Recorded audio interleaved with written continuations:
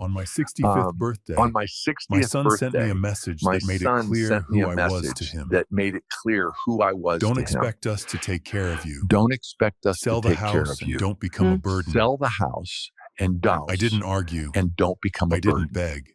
Instead, I didn't I walked to argue. my I didn't safe, beg. and everything Instead, began I to walked to change. my safe, My name and is Douglas everything Reed, began to and this was change. the day the Bank My of name is Dad Douglas officially Reed, and closed. this Before we continue, was the take a day moment to the support the Bank of channel by Dad liking this officially video closed. and subscribing if these stories resonate resonate with you, I'd and also love to hear where you're watching from your from your comments mean more than you think. more than you A think. quick note for clarity, this note narrative for may clarity. include This fictionalized narrative elements may woven include in for fictionalized storytelling and elements reflection. woven in for Any storytelling similarities to and real reflection. people or places are coincidental, but the themes explored here are meant to spark thought and conversation. It was raining in Seattle, a relentless gray drizzle that tapped against the windows of our four-bedroom colonial house with a nervous fingers. Inside, the silence was heavy. It was the kind of silence that accumulates in a house when you have lived alone for 5 years. Today was my 65th birthday. I had not expected a party. I knew my wife Catherine was gone, and she was the one who used to fill this house with balloons and the smell of roasting chicken. But I had expected a call. Just 5 minutes. Just the acknowledgement that I was still breathing. I sat in my leather armchair, the one facing the fireplace where no fire burned. On the small side table sat my phone, black and silent. I had checked the volume 3 times to make sure I hadn't missed the notification. I hadn't. At 7 in the evening, the screen finally lit up. My heart did a pathetic little jump in my chest. I reached for it, my hands steady. I was a structural engineer for 40 years. I built bridges that withstood earthquakes. My hands do not shake. It was a text from Brandon. Not a call. Not a video chat with my grandson Leo. Just a block of text. I put on my reading glasses and focused on the words. Dad, Monica and I have been talking. You are reaching retirement age officially today. We want to set some boundaries now to avoid awkwardness later. Don't expect us to take care of you or invite you to live with us when you get too old. I have my own life, my own family, and my own financial pressure. You need to be realistic. Sell your house, use the money to pay for a facility, and don't become a burden on us. Happy birthday. I read it once. Then I read it again out loud, my voice sounding raspy in the empty room. Happy birthday. That was the kicker. He had buried the knife in my chest and then pasted a greeting card sticker on the handle. I looked around the living room. I looked at the grand piano that Brandon had learned to play on the lessons costing me $300 a month for 6 years. He hadn't touched the key since he was 18. I looked at the mantel where a photo of his college graduation sat. I paid for that degree. I paid for the dorm where he partied the books he didn't read, and the fraternity fees that bought him friends. A normal father might have cried. A weaker man might have called his son begging for clarification, asking what he had done wrong. But I felt a strange transformation happening inside me. The heat of shame that had started to rise in my neck suddenly cooled. It froze. The engineer in me took over. I was looking at a structural failure. When a bridge shows signs of collapse, you don't weep over the concrete. You condemn it. You restrict access. You cut your losses. I set the phone down gently. I stood up and walked to the kitchen. I poured myself 2 fingers of the single malt scotch that had been saving it for a special occasion. I suppose this was special. It was the day my illusions died. I took a sip, letting the burn settle in my chest. Then I walked into my study. This room was my sanctuary. It smelled of old paper and lemon polish. Behind the heavy oak desk was a painting of the Seattle skyline. I swung the frame aside. Behind it sat a steel wall safe. I spun the dial. Left to 32. Right to 10. left to 55. The tumblers clicked with a satisfying mechanical precision. The heavy door swung open. Inside, there were no stacks of cash. I didn't believe in keeping cash where it could burn. Instead, there were documents. Stacks of them. Most people looked at me and saw a retired engineer living on a pension. They saw an old man driving a 5-year-old Ford truck. Even Brandon thought I was just getting by. He thought I was sitting on a nest egg that was slowly cracking. He was wrong. I reached into the safe and pulled out a thick black leather binder. I placed it on my desk and switched on the green banker's lamp. The light pooled on the cover. This was my ledger. 5 years ago, when I sold my shares in the construction firm, I walked away with $4 million after taxes. I never told Brandon. I wanted him to build his own character. I wanted him to work hard like I did. I failed. I opened the binder. Inside were plastic sleeves, and in each sleeve was a document. These weren't just sentimental scraps of paper. They were promissory notes. Legal binding, notarized promissory notes. I turned to the first page. It was dated 10 years ago. Brandon had just graduated. He needed a car to show his clients he was a serious real estate agent. He wanted a Porsche Cayenne. I told him a Toyota was reliable. He told me image was everything. Monica, his girlfriend at the time, had sneered at my truck. So I bought him the Porsche. $80,000. But I made him sign. I remembered the moment clearly. He was laughing, dangling the keys, barely reading the paper as I slid across the table. Dad, why do we have to be so formal? He had asked. I told him that business was business. He signed it with a flourish, a messy scrawl that looked arrogant on the page. I ran my finger over the signature. Promissory note 001. Principal amount $80,000. Interest rate 2%. I turned the page. The wedding. Oh, that wedding. Monica wanted a vineyard in Napa Valley. She wanted imported orchids and a live string quartet. I suggested a nice church ceremony here in Seattle. She cried. She told Brandon I was ruining her dreams. Brandon came to me, eyes downcast, asking for help. I wrote the check. $150,000. Promissory note 005. Signed by both Brandon and Monica. They were so drunk on champagne, they probably thought it was a guest book. I kept turning the pages.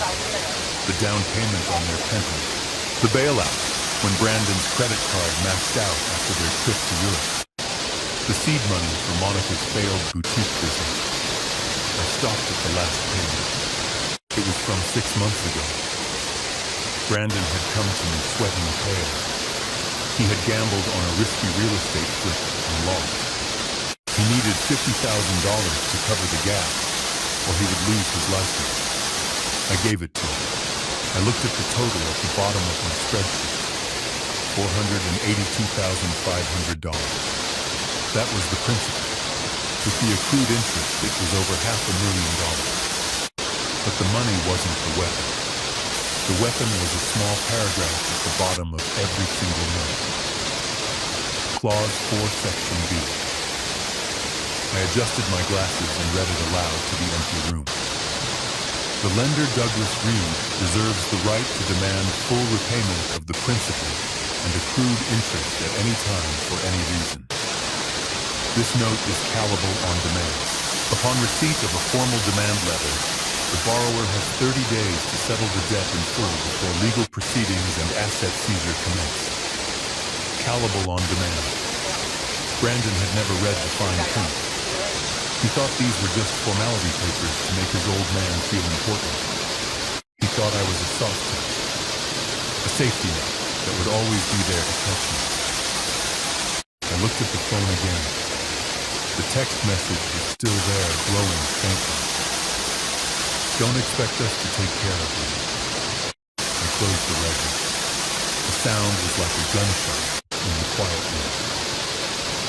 You want to talk about independence, son, and you want to talk about having your own life, fine. Let's see how much of a life you have when the bank forecloses on it. I didn't go to bed. I didn't sleep. Instead, I pulled a fresh sheet of paper from my printer tray. I sat down and uncapped my fountain pen. I began to draft a letter. It wasn't a letter to my son. It was a letter to my lawyer, Mr. Holloway. I wrote with a steady hand.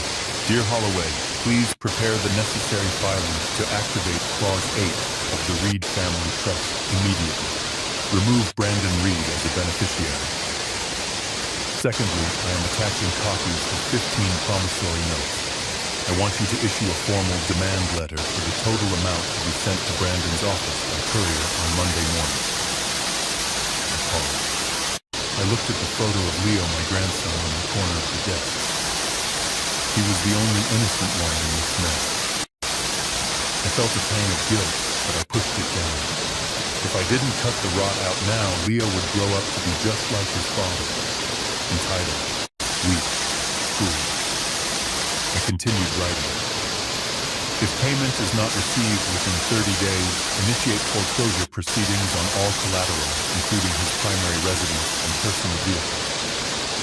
I signed my name, Douglas Arthur Reed. The sun was starting to rise over Seattle. The gray light filtered through the blinds, illuminating the dust motes dancing in the air. I felt lighter than I had in years. The burden of being a father is heavy, especially when you are carrying a child who refuses to walk. But the burden of being a creditor, that is simple. It is just math. I walked to the kitchen and made a pot of coffee. The text message from Brandon no longer hurt. In fact, I was almost grateful for it. He had finally given me the permission I needed to stop being his father and start being his teacher. He wanted me to sell my house. He wanted me to disappear into a nursing home so he could wait for me to die and inherit the rest. I took a sip of black coffee. It was bitter and hot. Monday was going to be a very interesting day for the real estate market in Seattle. My son was about to learn that when you burn a bridge, you better make sure you are not standing on it. The elevator ride to the 42nd floor of the Rainier Tower was silent and fast. My ears popped as the doors slid open, revealing the polished marble lobby of Holloway and Associates. This was a place where fortunes were protected and lives were dismantled, usually with the stroke of a very expensive pen. I walked past the receptionist who knew me by name, clutching my black leather ledger against my chest like a shield. I wasn't here today to build a bridge or design a foundation. I was here to demolish the ground my son was standing on. Robert Holloway was waiting for me. We had been friends for 30 years, since the days when I was a site manager, and he was a public defender with holes in his shoes. Now he wore Italian suits and had eyes that had seen every variety of human greed imaginable. He didn't offer me coffee. He saw the look on my face and poured 2 glasses of sparkling water. He sat behind his mahogany desk, a fortress of glass and steel, with a view of the city that Brandon so desperately wanted to own. I didn't say a word. I just unlocked my phone and slid it across the desk to him. The text message from Brandon was glowing on the screen. Holloway put on his reading glasses. He read it in silence. His expression didn't change. He didn't gasp or shake his head. He just let out a long, slow breath through his nose, the kind of sound a doctor makes when he sees a tumor on an X-ray. He pushed the phone back to me, so he set his voice low and gravelly. It begins. I nodded. I told him that I was done waiting. I told him that the time for lectures and warnings was over. I placed the black ledger on his desk. Holloway opened it. He flipped through the pages of the promissory notes, his eyes scanning the dates, the amounts, and the signature. He stopped at the note for the portion. He paused at the note for the wedding. He lingered on the note for the penthouse down payment. Then he looked up at me, a small, sharp smile playing on his lips. You kept them, he said. You actually kept them all. I I told him that I never threw away a contract. Holloway closed the book and leaned back in his chair, steepling his fingers. He looked like a shark that had just smelled blood in the water. Douglas, he said, do you understand what you are holding here? This isn't just a list of loans. This is a nuclear option. Most parents give money to their children and call it a gift. They might say it is a loan, but they never document it. They never notarize it. And when the kid walks away, the parent has no legal standing. But this is different. He tapped the leather cover of the book. These are demand notes, Douglas. Do you remember what I told you when we drafted these templates 10 years ago? I told you that the acceleration clause is the most dangerous weapon in contract law. Clause 4, Section B. It means you don't have to wait for him to miss a payment. You don't have to wait for him to go broke. You can demand full repayment of the entire principal plus interest simply because you feel like it. I asked him to explain the process. I needed to hear it. I needed to know exactly what was going to happen to my son. Holloway stood up and walked to the window, looking down at the rainy streets of Seattle. Here is exactly how it works, he said, turning back to face me. We draft a formal demand letter today.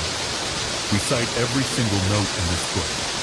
We calculate the interest compounded annually at the federal minimum rate, just to be generous, which brings the total to just under $500,000. We send this letter via certified mail to his office, not his home. His office.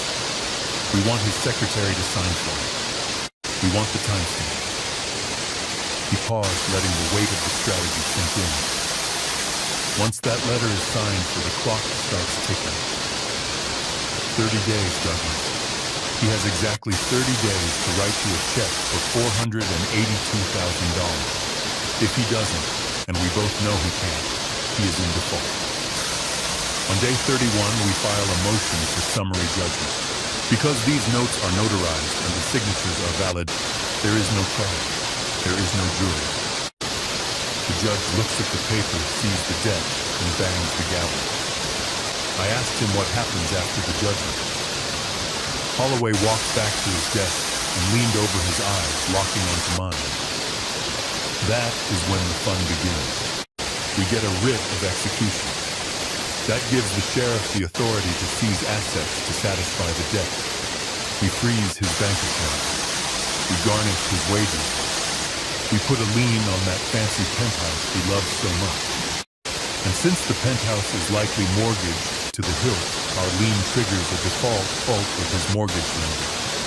The bank will foreclose on him before we even have to lift a finger. He sat down, his voice dropping to a whisper. We will strip him, Douglas. We will strip him of his credit score, his assets, his reputation, and his ability to borrow a single dime from anyone in this country for the next 7 years. He won't be able to rent an apartment. He won't be able to lease a car. He will be financially debt. I looked at the ledger. I thought about Brandon when he was 5 years old, learning to ride a bike. I remembered the way he used to look at me like I was the strongest man in the world. I remembered the day I taught him to tie his shoes. A wave of nausea hit me. Was I really going to do this? Was I really going to destroy my own son's life over a text message? I looked at Holloway. I told him that maybe this was too much. Maybe I should just cut him off from the will and leave it at that. Maybe I should just let him drift away. He is still my boy. Robert. He is still the kid I carried on my shoulder. Holloway didn't blink. He reached into his drawer and pulled out a file. He tossed it onto the desk. It slid across the mahogany and stopped right in front of him. Open it, he said. I opened the file. It was a background check, a financial investigation report. I asked him what this was. I ran this on Brandon 6 months ago, Holloway said. When you told me he asked for that $50,000 for the real estate flip, I wanted to see if the deal was real. It wasn't. There was no real estate deal, Douglas. He used your $50,000 to pay off a gambling debt to a bookie in Las Vegas. I stared at the report. The numbers were there. The wire transfer. The dates. Holloway leaned forward, his voice hard and uncompromising. He didn't just disrespect you, Douglas. He has been stealing from you. He has been lying to you. And that text message, that wasn't an emotional outburst. That was a calculation. He thinks he has squeezed the lemon dry, and now he is tossing the rind in the trash. He thinks you are weak. He thinks you are just a lonely old man who will take the abuse because you are desperate for connection. He pointed a finger at me. If you don't do this, you aren't saving him. You are enabling a monster. He is 32 years old. If he doesn't learn consequences now, he never will. And what about your grandson? What about Leo? Do you want Leo to be raised by a man who treats his own father like a disposable resource? The mention of Leo was the final straw. I thought about my grandson, watching his father, learning from him. I thought about the cycle of entitlement and selfishness continuing for another generation. I closed the file. The hesitation evaporated. The engineer was back. The structural failure had been confirmed. The demolition order had to be signed. I looked at Holloway. I told him to do it. Holloway nodded. He pressed a button on his intercom. Sarah, bring in the notary and the standard demand letter templates. And get the trust documents for the Reed estate. We are making some amendments. For the next hour, the only sound in the office was the scratching of my pen against paper. I signed the amendments to the trust, removing Brandon completely. I established a new, irrevocable trust for Leo, accessible only when he turned 25, with a clause that required him to be employed and drug-free. Then came the demand letter. Holloway handed it to me. It was brief. It was cold. It was terrifyingly formal. 3 outstanding debt obligations. Before I reveal what happened next, pause for a moment. And leave a comment type 1, or I'm still here, so I know you're watching with me. And just a quick note. The next part of this story includes some dramatized elements that may not reflect real events exactly. If that's not something you'd like to continue with, this is a good place to stop watching. Dear Mr. Reed, this firm represents your creditor, Mr. Douglas Reed. Pursuant to the terms of the attached promissory notes, we are hereby exercising the acceleration clause effective immediately. You are required to remit the total sum of $482,500.00 within 30 calendar days. Failure to comply will result in immediate legal action. I held the pen over the signature line. My hand didn't shake, but my heart felt like a heavy stone in my chest. This was it. The point of no return. Once this letter went into the mail, there was no taking it back. I wasn't just asking for money. I was declaring war. I thought about the text message one last time. Don't expect us to take care of you. I signed my name. The ink was black and permanent. Holloway took the letter and placed it in a crisp white envelope. He stamped it with a red stamp that said, Certified Mail. Return receipt requested. It goes out in the morning run, Holloway said. He will get it by Monday. I stood up. I felt tired, but I also felt a strange sense of clarity. The ambiguity was gone. The relationship was no longer based on guilt or obligation. It was now based on contact. I asked Holloway one last question. I asked him if he thought Brandon would call me when he got the letter. Holloway stood up and shook my hand. His grip was firm. He will call you, Douglas. He will scream. He will cry. He will threaten. But for the first time in his life, he will be calling you with respect. Because for the first time in his life, he will realize that you are not just his father. You are the man who holds the keys to his cage. I walked out of the office and back to the elevator. The doors closed, sealing me in. I watched the numbers count down on the display. 40, 30, 20. I was going back down to the street level, back to the rain, back to my empty house. But I wasn't going back as a victim. I was going back as the plaintiff. And God help the defendant when the court is in session. While I was sitting in a lawyer's office signing away their inheritance, my son and his wife were sitting at the most expensive brunch spot in downtown Seattle. The Emerald Lounge was the kind of place where a glass of orange juice cost $15 and the walls were lined with dust.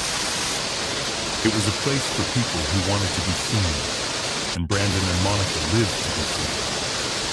They were seated at a prime window table bathed in the same gray light that felt so heavy to me, but to them it probably looked like silver. Brandon's phone buzzed on the white tablecloth. He glanced at it, and a slow, arrogant grin spread across his face. He didn't pick up the phone to call me. He didn't show a flicker of concern. He simply turned the screen toward Monica so she could read my text. He folded. Brandon said his voice loud enough for the neighboring tables to hear. I told you he would.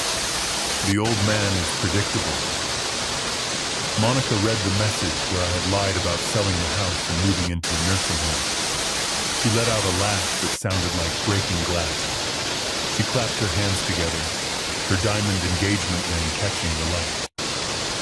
That ring was unpaid for just like everything else in their lives, but in that moment, she looked like a queen who had just conquered a new territory. Finally, she said, taking a sip of her mimosa. I thought he was going to drag this out for months. I was already looking up lawyers to declare him mentally incompetent. This is so much easier. Did he say when the sale goes through? Brandon took a bite of his lobster, Benedict chewing slowly. He says next week. A quick sale to an investment firm. That means cash, Monica. Liquid cash. Zillow estimates that house is worth $1.5 million. Even if he sells it for $1.2 for a quick close, that is a fortune. They didn't talk about my health. They didn't ask which nursing home I had chosen. They didn't wonder if I was scared or lonely. Instead, they immediately pulled out a napkin and a gold pen. Monica started writing. She wasn't writing a thank you note. She was doing that. Okay, she said, her eyes gleaming with a predatory hum. Let's be conservative. Let's say the net proceeds are $1 million after he pays off whatever small mortgage might be left. A nursing home costs about $6,000 a month for a decent one. But why should we pay for a decent one? He doesn't need luxury. He just needs a bed and a cafeteria. Brandon nodded, flagging down the waiter for another round of drinks. Exactly. There is a state-subsidized facility in Tacoma. It's fine. It's clean. If we put him there, the cost is negligible. That leaves the bulk of the equity untouched. Monica drew a circle on the napkin. We need to access that capital now, Brandon. We can't wait for him to actually die. That could take 20 years. You need to get power of attorney over his account the second that check clears. Tell him you need to manage his portfolio to protect him from scams. He trusts you. He's pathetic. I am watching this scene in my mind's eye, and it makes my blood run cold. But what happens next is even worse. They began to spend the money. They spent my life's work in between bites of toast. First the debts, Brandon said, though he waved his hand dismissively. I'll clear the credit card. That's about 40 grand. No big deal. But then, babe, look at this. He pulled up a picture on his phone. It was a listing for a brand new Range Rover customized with matte black paint and red leather interior. I can't show up to the firm in that 3-year-old BMW anymore, he said. It's embarrassing. The partners are judging me. This car screams success. It's only $120,000. If I put $50 down from Dad's money, the monthly payments are nothing. Monica leaned in, scrolling through her own phone. We are definitely upgrading the trip to the Maldives. No more economy class. We are flying first-class Emirates. And I want to stay in the water villa with the private flag. It's 10,000 a night, but we deserve it. We have been so stressed dealing with your dad's drama. We need to decompress. She looked at her husband, her face serious. And Brandon reversed. You promised. If this deal went through, you promised me the Himalayan Birkin. The reseller has one for 30,000. It's an investment. It holds value better than gold. Brandon grabbed her hand and kissed it. Consider it done. The moment the money hits his account, I'll transfer a management fee to myself, and we go shopping. They clinked their glasses together. To family, they said. But they didn't mean me. They meant themselves. They meant the shiny, hollow image of a family they were trying to project to the world. Under the table, Brandon's leg was bouncing nervously. He checked his phone again, but this time he wasn't looking at my text. He was looking at a notification from his bank. Insufficient funds. His credit card had been declined for the parking meter earlier that morning. He swiped the notification away, his face tightening for a split second before he forced the smile back on. Don't worry about the bill, he told Monica. I'll put it on the emergency card. We are rich now.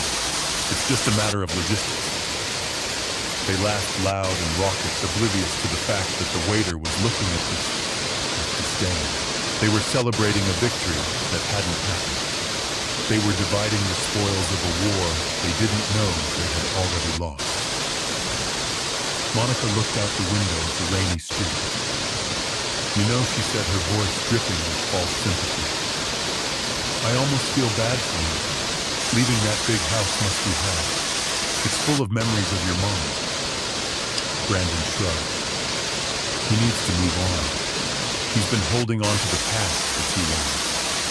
We are doing him a favor, really. We are pushing him to let go.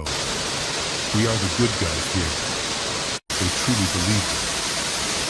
That was the scariest part. They had twisted reality so completely that in their minds, stripping an old man of his home and dumping him in a state facility was an act of mercy. They finished their meal, leaving a messy table and a tip that was insultingly small. Let's go to the dealership, Brandon said as they stood up.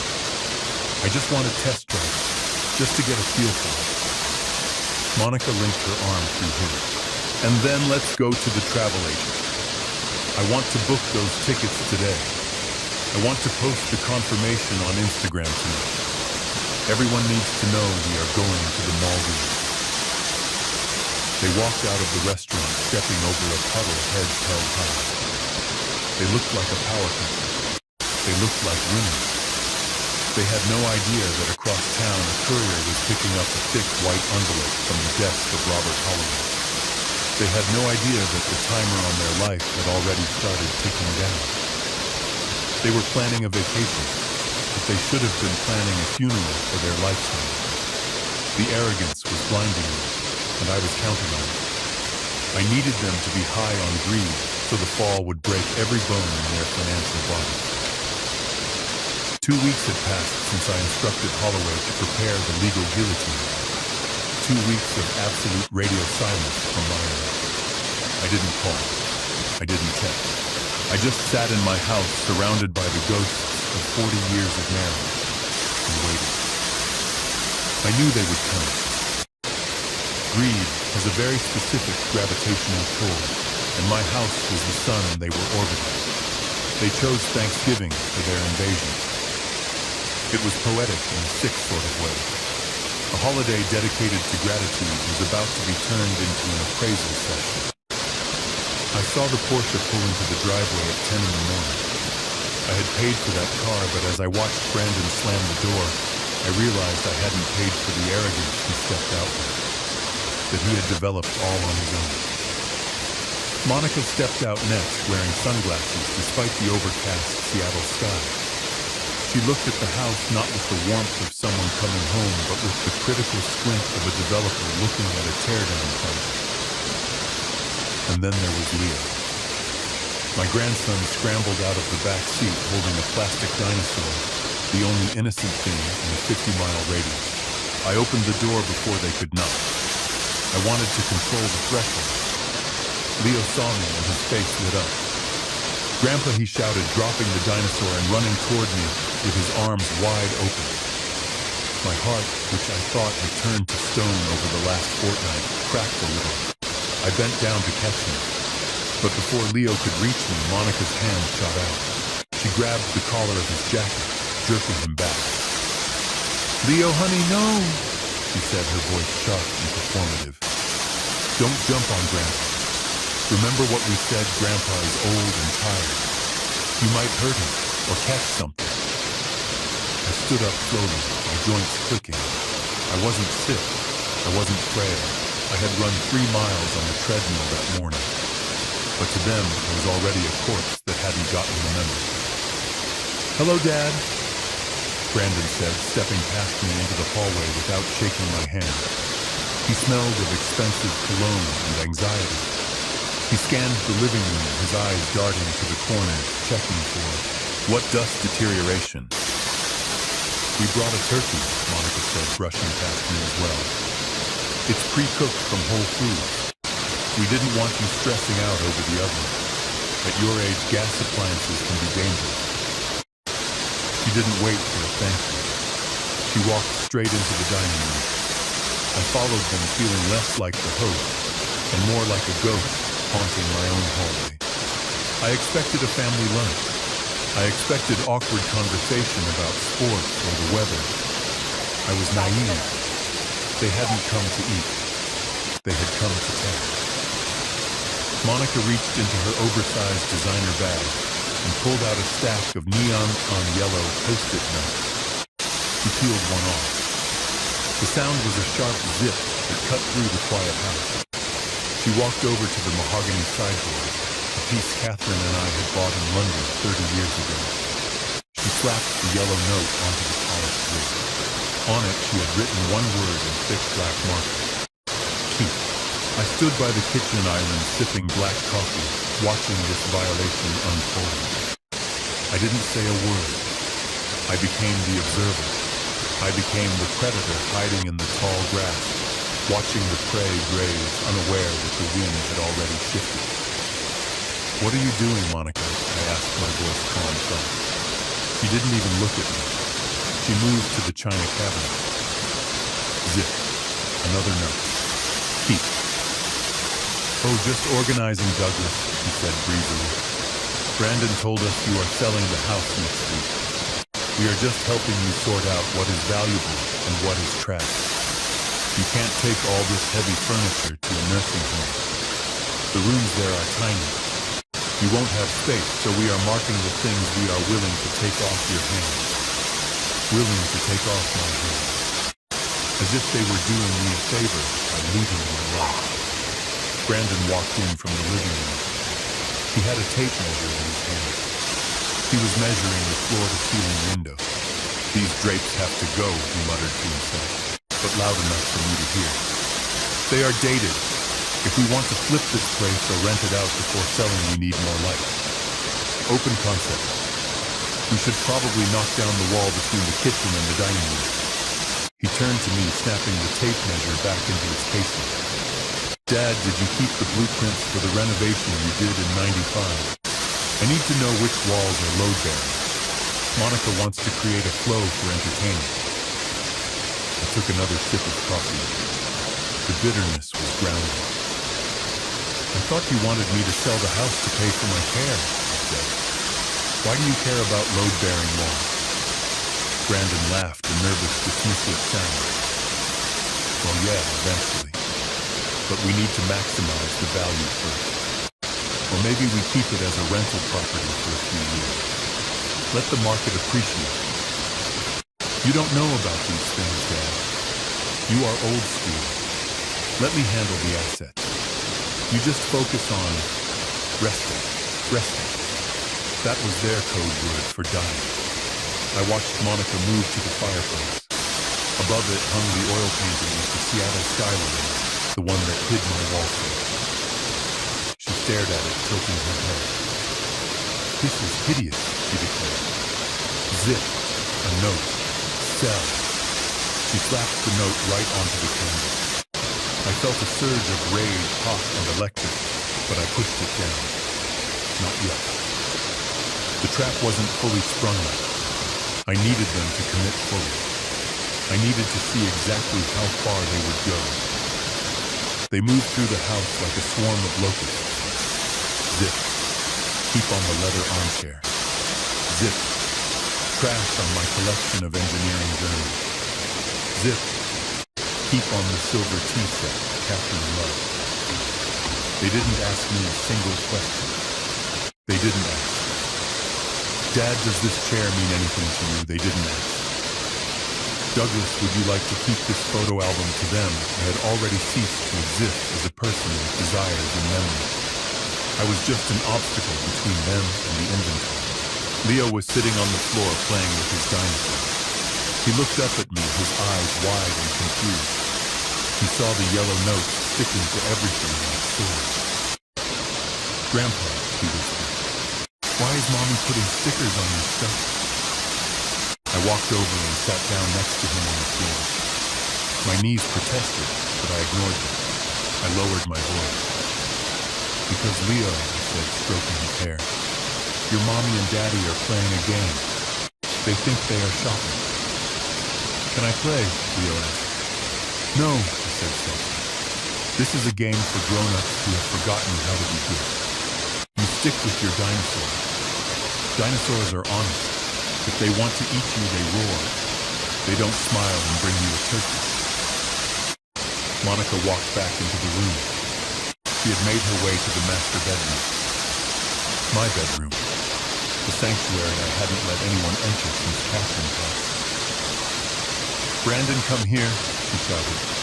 I stood up and followed her. Monica was standing in front of Catherine's vanity table. On it sat her jewelry box. It wasn't locked. I never locked it because I like to open it sometimes and smell her perfume. Monica had the box open. She was holding up Catherine's pearl necklace against her own throat, looking in the mirror. "This is vintage," she said, her voice trembling with greed. "Real saltwater pearls. This must be worth $5 grand alone." "Put it down," I said. The room went silent. It was the first time I had given a command. Monica turned her face, flushing with irritation. She didn't put it down. She clasped it around her neck. "Oh, relax, Douglas. It's just gathering dust here. Catherine would want someone to wear it. Someone young. Someone alive. It's a waste to leave it in a dark room. I'm doing you a favor by archiving it." Archiving it. Brandon stepped between us, sensing the tension. "Dad, she's right. Mom's stuff. It's just stuff. We are going to put it in a safe deposit box. For the family. For the family." I looked at my son. I looked at the woman he married. I looked at the yellow sticky notes that now polluted my home. I realized then that they weren't just greedy. They were hollow. They were empty vessels trying to fill themselves with things that didn't belong to them, hoping it would give them substance. I smiled. It was a cold, dry smile. "You know what I said. You are right. It is just stuff. Take it. Take whatever you want. Mark it all up." Monica's eyes widened. "Really? Really?" I said. "Because by Monday, none of this will matter." They took that as a surrender. They thought I was finally accepting my fate as the senile old man. They didn't understand that I was smiling because I knew something they didn't. I knew that the demand letter was currently sitting in the sorting facility of the downtown post office. I knew that in 48 hours the sheriff would be looking for assets to seize, and every single item they were marking with the yellow "Keep" sticker was about to become evidence in a bankruptcy hearing. "Go ahead," I said, gesturing to the house. "Enjoy yourselves. Make yourselves at home." I turned and walked out of the bedroom, leaving them to their looting. I went back to the kitchen and poured another cup of coffee. I watched Leo playing on the floor. I wasn't a victim anymore. I was the author of the final chapter, and I was just letting the villains write their own tragic ending before I closed the book. The house was quiet again, save for the zip, zip, zip of the yellow notes. It sounded like the ticking of a bomb, and I was the only one who knew when it was set to explode. We sat down at the dining room table, a slab of mahogany that had hosted 30 years of laughter, arguments, and toast. Today, it hosted a crime scene. The pre-cooked turkey from the grocery store sat in the middle of the table, looking pale and dry. Monica hadn't bothered to put it on a platter. She just peeled back the aluminum foil and set the plastic container on the heat-resistant pad. It was a perfect metaphor for their relationship with me. Convenient, devoid of warmth, and strictly transactional. Leo was the only one eating with any enthusiasm. He was mashing potatoes with his fork, humming a little tune. I watched him, wishing I could shrink the world down to just this chair and that boy and let the rest of the room dissolve into the ether. But I couldn't. I had to play the scene out. Brandon cleared his throat. It was the sound of a salesman revving his engine. He poured wine into his glass, filling it almost to the brim, but he didn't offer to pour anything. For Dad, he started leaning back in his chair with a feigned casualness that made my skin crawl. We need to talk logistics. If you are serious about moving to a facility, time is money. The market is shifting. Interest rates are ticking up. You don't want to leave this house sitting on the market for months. I cut a piece of the dry turkey. It tasted like sawdust. I chewed slowly, forcing him to wait. I'm listening, I said. Brandon exchanged a quick look with Monica. It was the look of two conspirators who had rehearsed their lines in the car. I took the liberty of running the comps in the neighborhood, Brandon said. The Miller house down the street sold for $1.3 million, but that had a renovated kitchen. Your kitchen is, well, it's 90 cheap, but the lot size is good. I think if we list it aggressively at 1.2, we can get a bidding war going. I repeated softly. Brandon smiled, a slick, practiced expression he probably used on first-time homebuyers who didn't know better. Well, yes. I'm a licensed broker, Dad. It makes sense for me to handle the listing. Why give 3% commission to a stranger when you can keep it in the family? I'll cut my fee to 2%. That saves you $12,000 right there. Plus I can manage the contractors for the staging. Monica has a great eye for it. Monica chimed in, pointing her fork at the window. We need to declutter immediately. That's why we were tagging things. Most of this heavy furniture makes the rooms feel small. We need to rent a storage unit, move everything out, paint the walls a neutral white, and bring in modern staging furniture. It will make the place look bigger, younger. I looked at the yellow sticky note on the sideboard. Keep. I looked at the note on the china cabinet. Keep. So I asked, let me get this straight. You want me to move out, pay you to sell my house, and pay for a storage unit for furniture that you have already marked for yourself? Brandon frowned, putting down his wine glass. You are twisting my words. We are trying to maximize your equity. This is your nest egg, Dad. We want to make sure you get the most out of it. And what happens to the money after the sale, I asked. Brandon shrugged. It goes into a managed account. I can help you with that, too. We'll set up a conservative portfolio. Bonds, index funds. Something safe. We'll draw a monthly allowance for your nursing home fees, and the rest will grow. Grow for who I ask. For you, Brandon said, his voice rising slightly.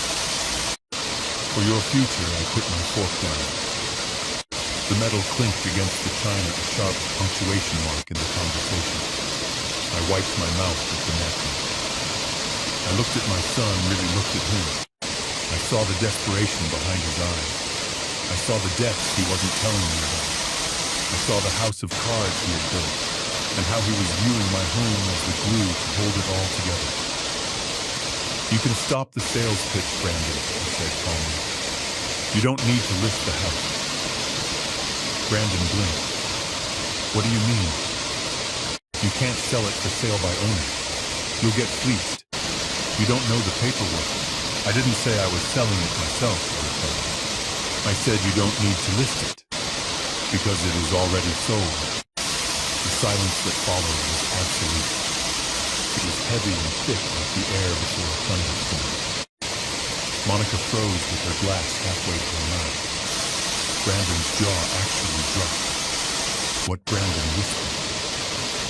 I took a sip of water. I signed the papers yesterday morning, I lied. A private investment firm. They buy properties for cash as is. No inspections, no staging, no painting the walls white. They offered me a flat price and I took it. We close on Monday. Brandon's face turned a shade of red I had never seen before. It wasn't embarrassing. It was fury. You sold the house without consulting me for how much market value, I said vaguely. Enough to cover my needs. Monica slammed her glass down. Wine sloshed onto the tablecloth. Who is the buyer, she demanded. What is the name of the firm? We need to see the contract. You probably got ripped off. You are an old man, Douglas. People prey on seniors. You could have lost hundreds of thousands of dollars. I'm not senile, Monica, I said, my voice hardening. I was negotiating multi-million-dollar infrastructure contracts while you were still learning to color inside the lines. The deal is done. The money is wired. It's over. Brandon stood up. His chair scraped violently against the floor. You can't do that, he said. This is a family asset. This is my inheritance. You can't just liquidate it without talking to me. I am your son, I looked up at him unmoved. I thought you had your own life, Brandon.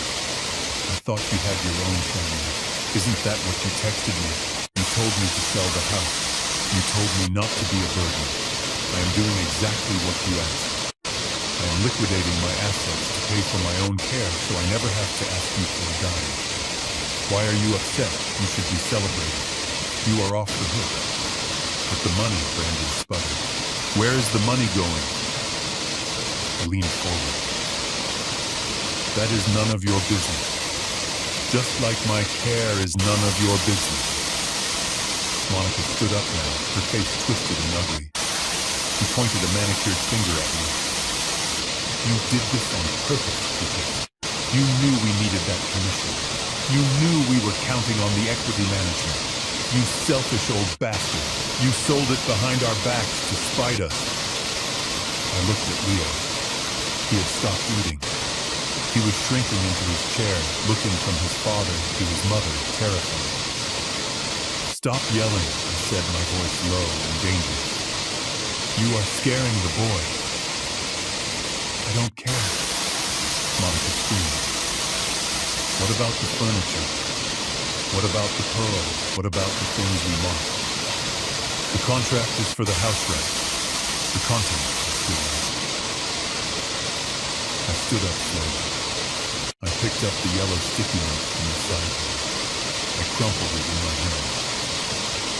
Actually, I said part of the deal was a vacancy clause.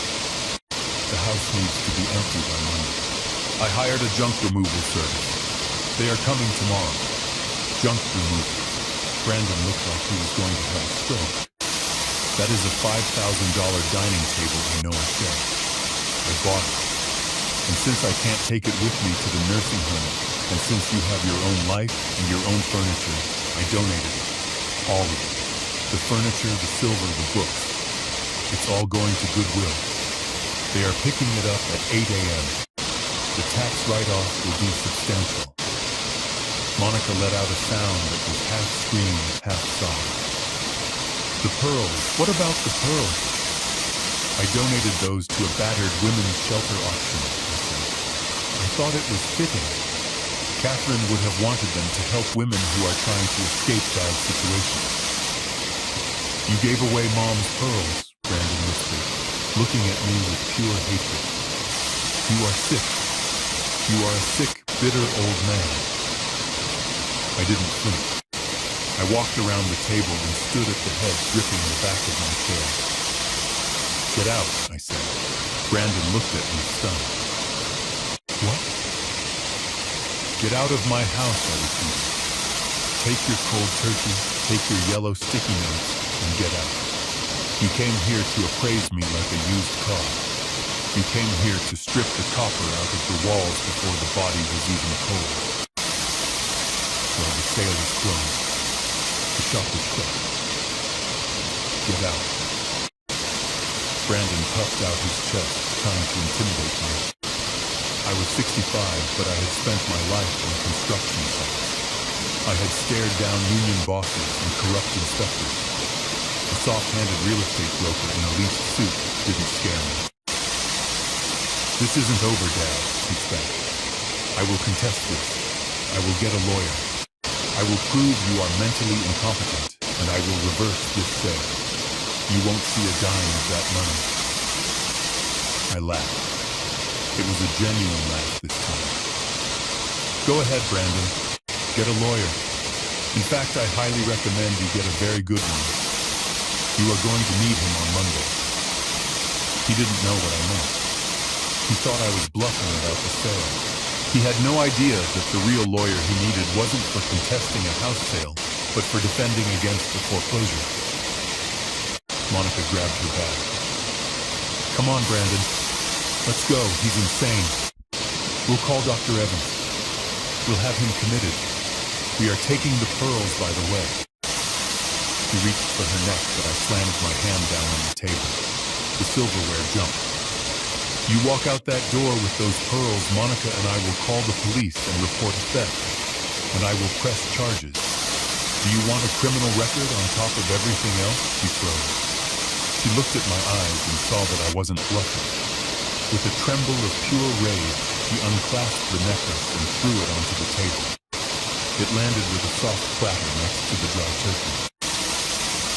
I hope you rot in that nursing home, she thought. I hope you die alone.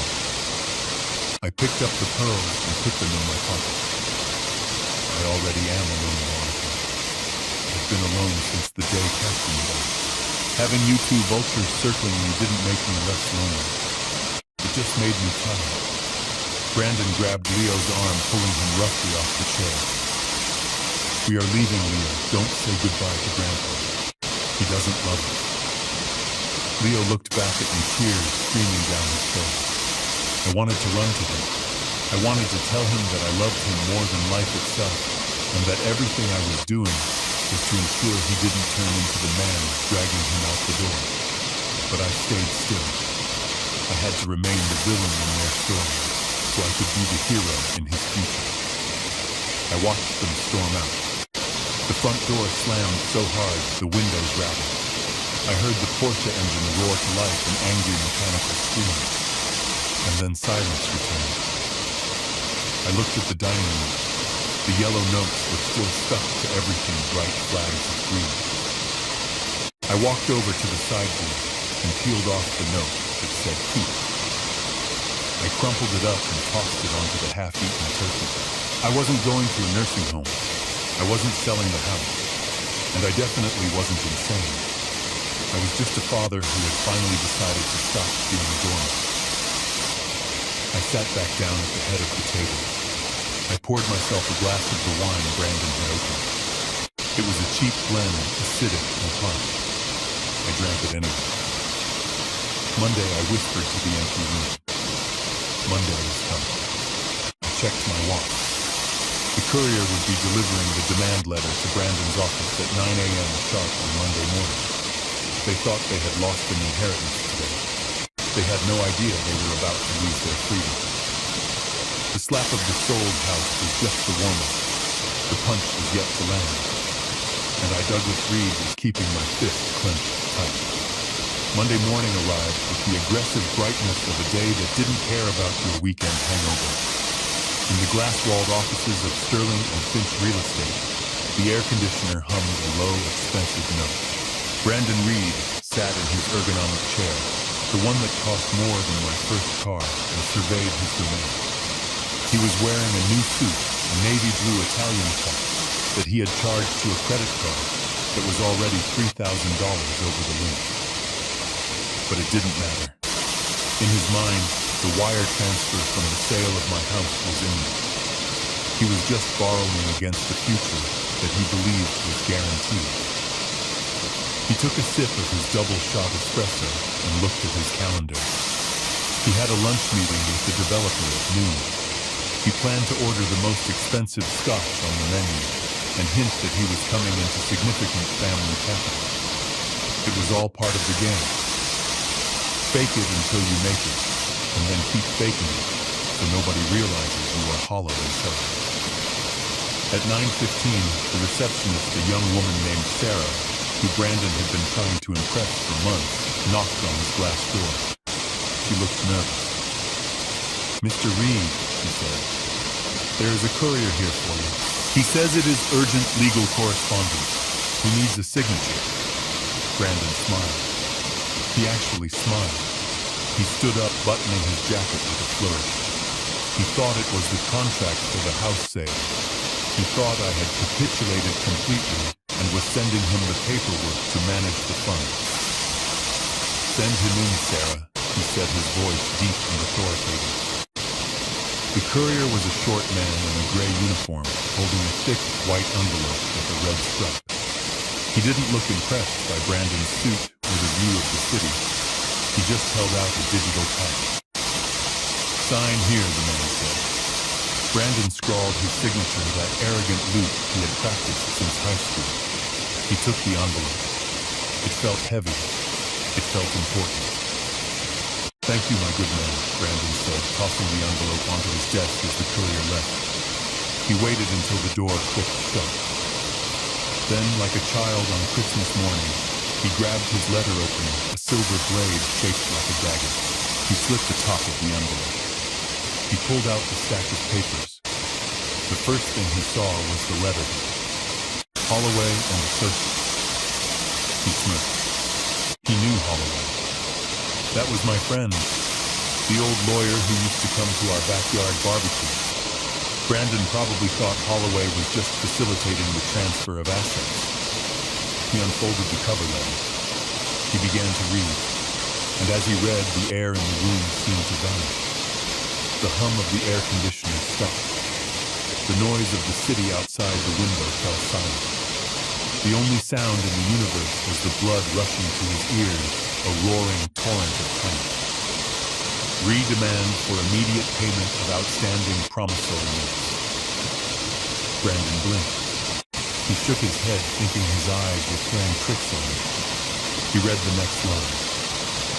"Dear Mr. Reed, this firm represents your creditor, Mr. Douglas Reed. We are writing to formally notify you that Mr. Reed is exercising his right under Clause 4, Section B of the attached promissory note to accelerate the debt and demand full repayment." Brandon's hands started to shake. The paper rattled a dry, crinkling sound that seemed incredibly loud in the quiet office. He dropped into his chair, his legs suddenly unable to hold his weight. He flipped the page. There was a table, a spreadsheet. Date October 12th, 2014. Item Porsche Cayenne purchase.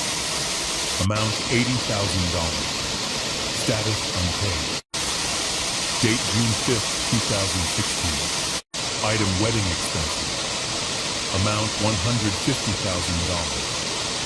Status unpaid. Date January 10th, 2023. Item personal loan. Amount $50,000. Status unpaid. His eyes dragged down the column past dates he had forgotten, past amounts he had treated as gifts, past the memories of me handing him checks, while he smiled and promised to pay me back someday. He reached the bottom line. The total. $482,500. Brandon stared at the number. It sat there on the white paper like a coiled snake ready to strike. $482,000. It wasn't just a number. It was a death sentence. He couldn't breathe. He loosened his tie, his fingers fumbling with the silk knot. His chest felt tight, constricted by the sudden crushing weight of reality. He didn't have $400,000. He didn't have $40,000. He had $12 in his checking account and a wallet full of maxed out plastic. He read the next paragraph. You have 30 calendar days from the receipt of this letter to remit the total amount in certified funds. Failure to comply will result in the immediate filing of a lawsuit, a motion for summary judgment, and the subsequent seizure of assets, including, but not limited to, real estate vehicles and garnishment of wages. Seizure of assets. Garnishment of wages. Brandon looked around his office. He looked at the lease on the BMW he drove. He looked at the penthouse he rented. He looked at his career, which was built entirely on the image of success. If his wages were garnished, if his car was repossessed in the company parking lot, if he was sued by his own father, it was over. The partners would fire him. The developer he was meeting for lunch would laugh in his face. Monica would leave him. Monica. Oh God, Monica. He grabbed his phone. His fingers were slippery with sweat. He unlocked the screen and dialed my number. He didn't think about what time it was. He didn't think about the last time we spoke when he told me to get out of my own house. He just reacted like a drowning man reaching for a piece of driftwood. The phone rang. 1 ring. 2 rings. 3 rings. Pick up, you little bastard, Brandon hissed through his teeth, rocking back and forth in his expensive chair. On the 4th ring, the line clicked open. There was no greeting, no hello, just silence. Dad Brandon's voice cracked. It was high and thin, the voice of a scared little boy. Dad, I just got this letter. What the hell is this? I waited a beat before answering. I was sitting on my porch, watching the rain, drinking a cup of tea. Hello, Brandon, I said. My voice was calm. It was the voice I used when I was inspecting a crack in the foundation. Is this a joke? Brandon shouted, finding a shred of his anger again. Is this some kind of sick joke? $400,000? Are you insane? You gave me that money, I loaned you that money. I corrected him gently. And you signed for it. Did you read the attachments, Brandon? The ones with your signature? I didn't think you were serious, Brandon screamed. Nobody does that to their kid. You can't just call in 10 years of loans in one day. I don't have that kind of money. I know you don't, I said. That is why I gave you 30 days. You are a resourceful young man. You have your own life. You have your own family. I am sure you can figure it out. Dad, please, Brandon begged, his voice breaking again. You have to stop this. Holloway is crazy. This will ruin me. If this goes to court, I lose my license. I lose everything. You should have thought about that when you told me to sell my house and move into a state facility, I said. You wanted a transaction, Brandon. You wanted to treat our relationship like a business deal. Well, this is business, and the audit is overdue. Dad, I'm sorry, okay. I'm sorry about Thanksgiving. I'm sorry about the text. Just tell Holloway to withdraw the letter. I took a sip of my tea. The rain was beautiful today. I can't do that, son, I said. The letter is already in the system. The clock is already ticking. You have 29 days and 23 hours left. I suggest you stop screaming at me and start looking for a second job. But Dad, goodbye, Brandon. I hung up the phone. I didn't slam it down. I just pressed the red button. I imagined him sitting in his glass office holding the dead phone surrounded by the wreckage of his own arrogance. I imagined the panic clawing at his throat. For the first time in his life, my son was facing a problem but my checkbook wasn't going to fix. In fact, my checkbook was the one holding the gun. I felt a twinge of sadness deep in my gut, but I let it pass. A surgeon cannot cry while he is cutting out a tube. He has to be steady.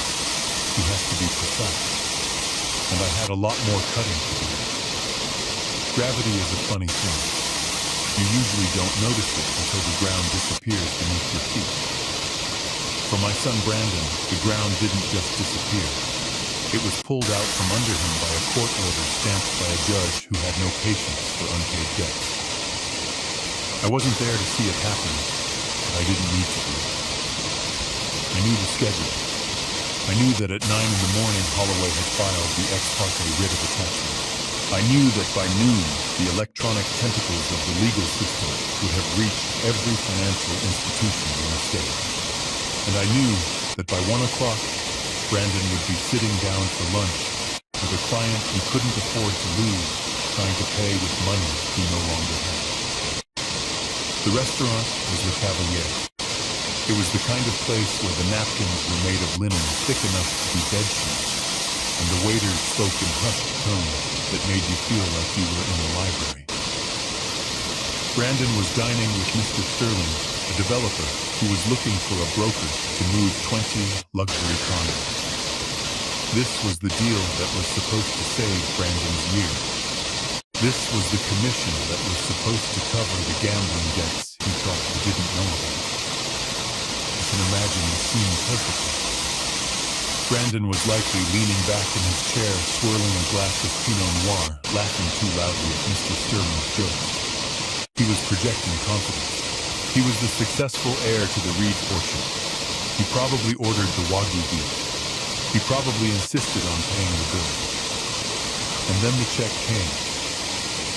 Brandon would have reached into his jacket pocket, pulling out his sleek black card holder.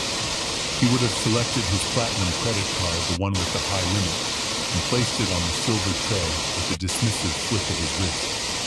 "It's on me," he would have said. A small gesture of appreciation for our future partnership. The waiter would have taken the tray and walked away. Brandon would have continued talking, maybe checking his watch, maybe thinking about the test drive he had scheduled later for the Range Rover. 5 minutes later, the waiter returned. He didn't have the receipt. He was holding the card between his thumb and forefinger, treating it like a dead insect. "I am sorry, sir," the waiter would have said, his voice dropping to that polite, devastating whisper. The card was declined. Brandon laughed. It was a nervous, incredulous laugh. "That's impossible," he said. "Run it again. It's probably the chip. It's been acting up." "I ran it 3 times, sir," the waiter replied, his face a mask of professional pity. "The system says, do not honor. Do not honor." 3 simple words that strip a man of his dignity faster than a slap in the face. Brandon's smile faltered. He could feel Mr. Sterling watching him. The developer wasn't saying anything, but his eyes were narrowing. In the world of high-stakes real estate, if a broker can't buy lunch, he certainly can't move $20 million in inventory. "Here, try this one." Brandon said, his hands starting to sweat as he pulled out his backup card, the gold card. The waiter took it. He walked away. He came back 2 minutes later. "I am afraid this one is declined as well, sir." Brandon felt the room spin. The air conditioner seemed to stop working. Sweat pricked at his hairline. This wasn't a glitch. This was a blockade. I don't understand," Brandon stammered. "I just used it this morning." He looked at Mr. Sterling. The older man was already reaching for his own wallet. He wasn't smiling anymore. He looked annoyed. He looked like a man who realized he had wasted 2 hours on the phone. "Put it away, Brandon," Mr. Sterling said coldly, throwing his corporate card onto the table. "I'll get it. But I think we are done here. My partners and I need someone with stability. Wait. Let me call my bank." Brandon pleaded, standing up. Don't bother, Sterling said, standing up and buttoning his jacket. He didn't offer a handshake. He just walked out, leaving Brandon standing alone at the table with 2 declined credit cards and a half-eaten steak that was suddenly very hard to swallow. Brandon scrambled out of the restaurant, ignoring the stares of the other patrons. He pulled out his phone and opened his banking app. He tried to log in. Access denied. Please contact your branch. He tapped the screen furiously. He tried his savings account. Access denied. He tried the joint account he shared with Monica. Access denied.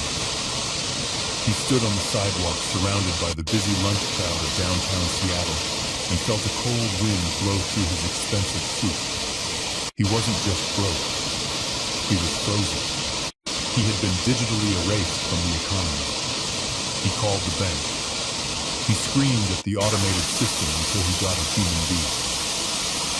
Sir, the representative said calmly, I see a garnish order and a total asset freeze placed by the Sheriff's Department based on a filing charge. Let me see. Holloway and Associates. We are legally required to lock all accounts associated with your Social Security number. My dad, Brandon whispered. He actually did it. He hung up. He needed to get home. He needed to find Monica. He needed to figure out a plan. He ran to the parking garage where he kept his leased BMW, but the nightmare was just shifting gears.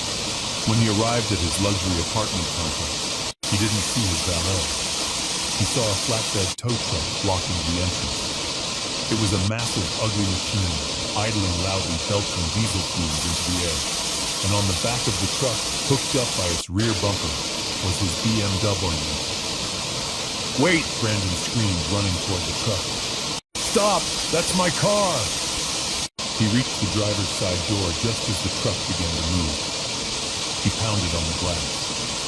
The driver, a large man with a thick beard and eyes that had seen 1,000 desperate people, rolled down the window lamp.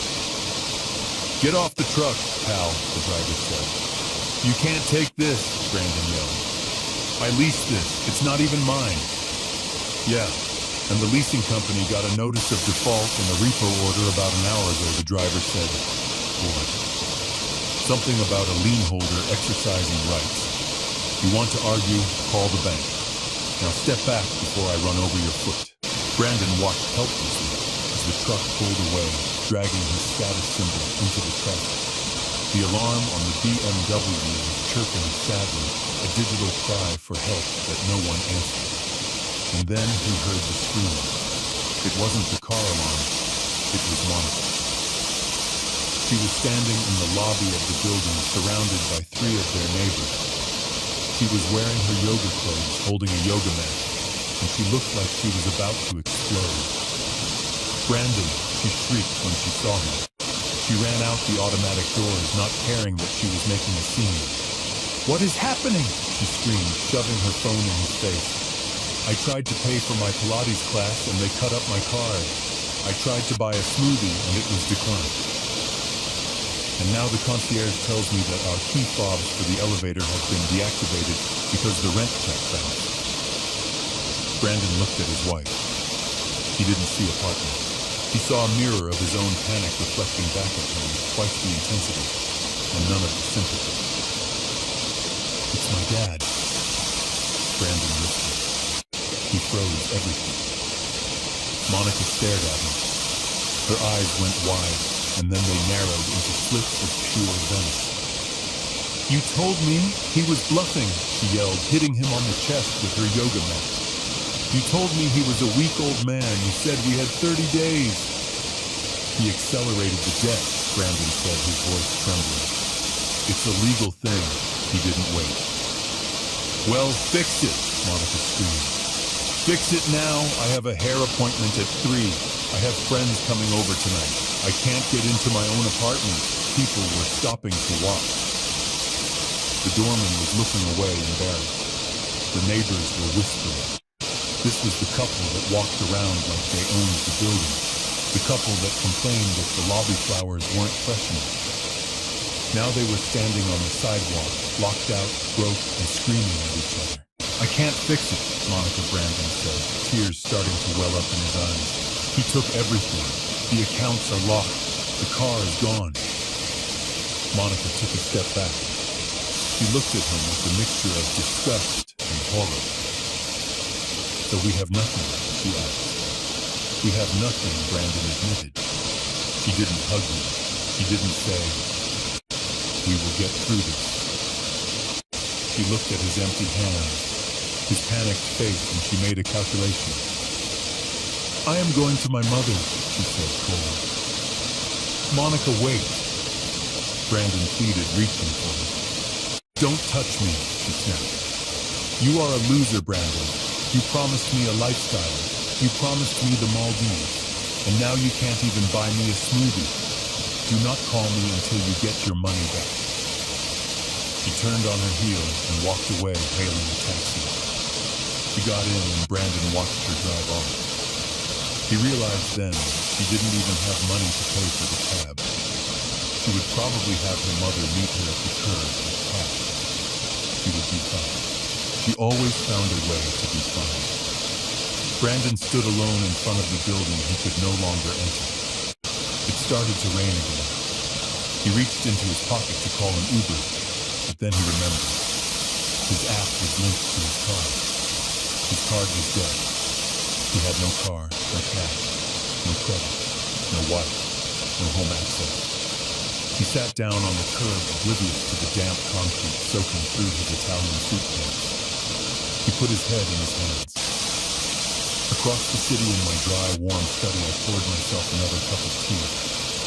I didn't need to see him sitting there to know that the lesson had begun. I had stripped away the insulation. I had taken away the buffer that money provides against the harshness of the world. For the first time in 32 years, Brandon was feeling the cold. I looked at the phone waiting. I knew he wouldn't call yet. He was still in shock.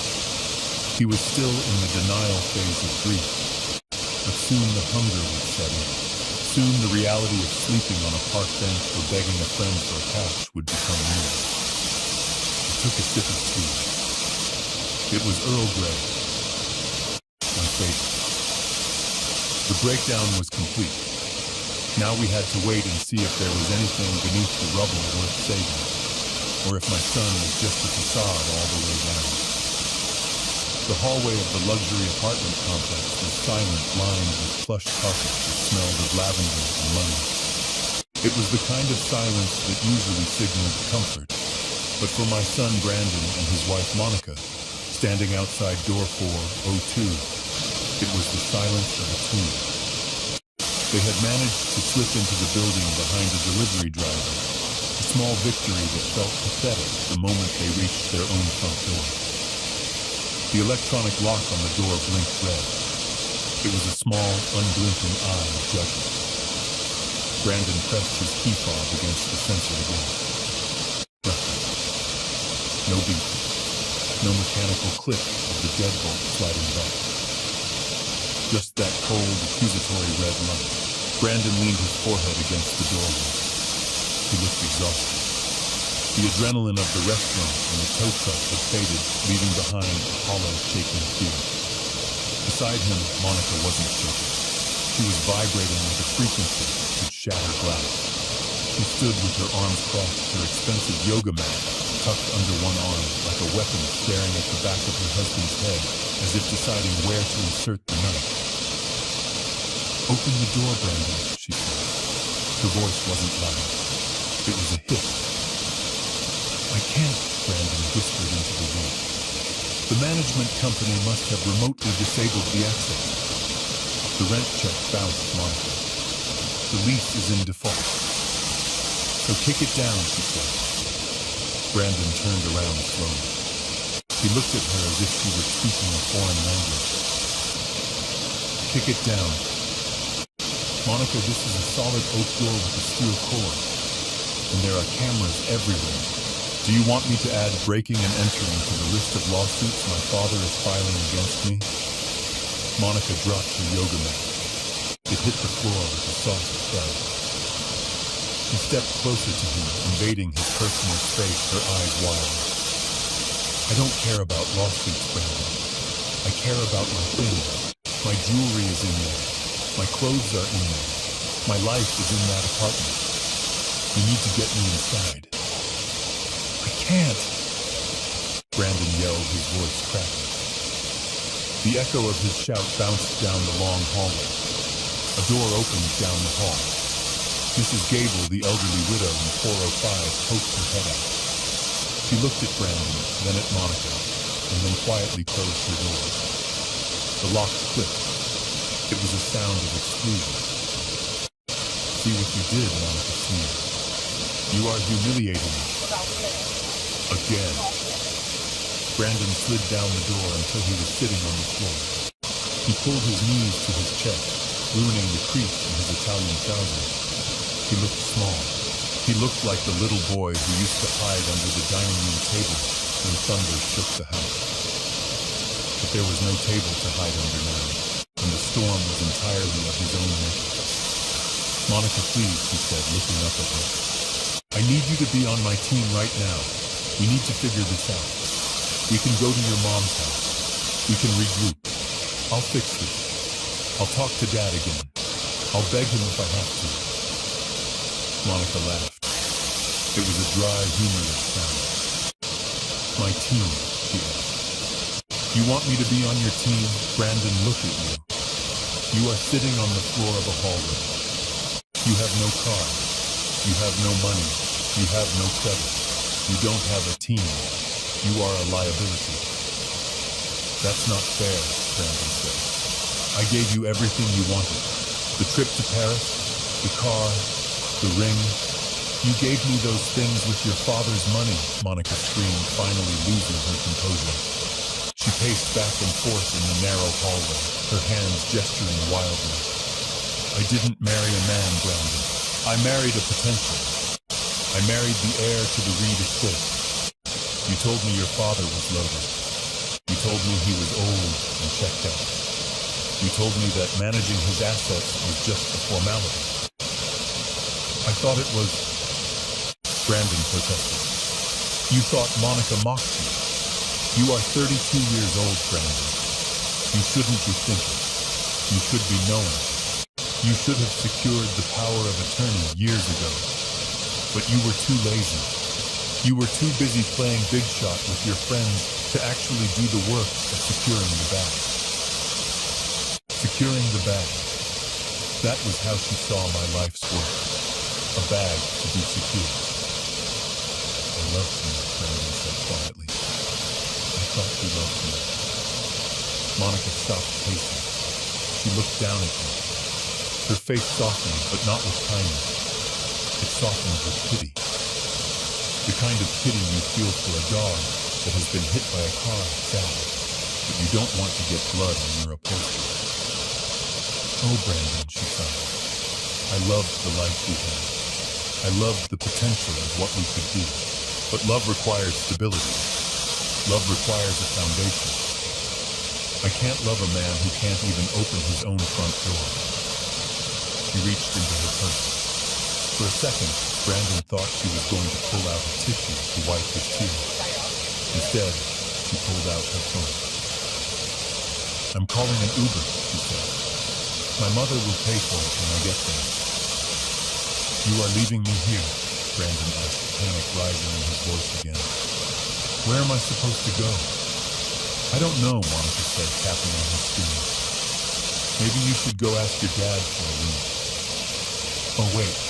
You burned that bridge too, didn't you? She looked at the screen and frowned. 7 minutes away, she muttered. She leaned against the wall as far away from Brandon as she could get without leaving the hallway. They stood there in silence for a long minute. The red light on the door blinked. Blink. Blink. Blink. You know, Brandon said, his voice hardening slightly. You are just as much to blame for this as I am. You were the one who pushed for the penthouse. You were the one who wanted the Maldives. You spent the money just as fast as I borrowed it. Monica looked up from her phone. Her eyes were cold, dead sharp. But my name isn't on the notes, is it? She asked softly. Brandon froze. I never signed the promissory notes, Brandon. She continued, a cruel smile playing on her lips. Your dad was smart, I'll give him that. But you were stupid. You signed everything. The car, the wedding loan, the business loan, it's all on you. I am just the spouse. And if I file for divorce before the bankruptcy hits, I can argue that I was unaware of the financial misconduct. I can walk away clean. Brandon stared at her.